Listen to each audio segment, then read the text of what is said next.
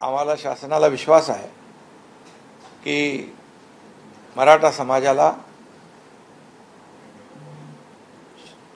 शैक्षणिक आणि सामाजिक मागासलेपणावर टिकणारं कायद्याच्या चौकटीत बसणारं आरक्षण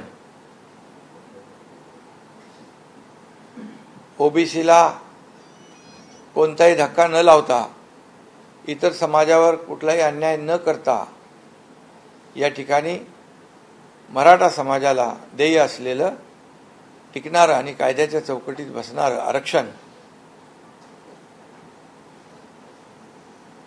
देता येईल, मिळेल असा विश्वास आम्हाला वाटतोय।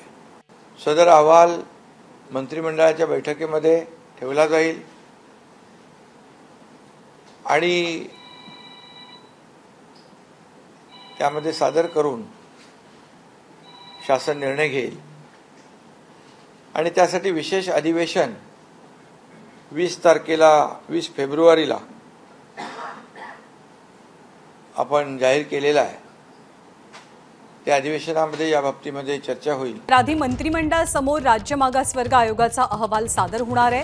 20 फेब्रुवारीला विशेष अधिवेशन आयोजित केलं गेलेलं आहे आणि आता सरकार आरक्षणाच्या बाबतीत सकारात्मक असताना मनोज जरांगेंनी आपलं उपोषण मागे घ्यावं अशी विनंती सरकारकडून करण्यात आली आहे। दरम्यान दुपारी 1 वाजता मनोज जरांगे पत्रकार परिषद घेऊन त्यांची भूमिका स्पष्ट करणार आहेत। एबीपी माझा, उघडा डोळे बघा नीट।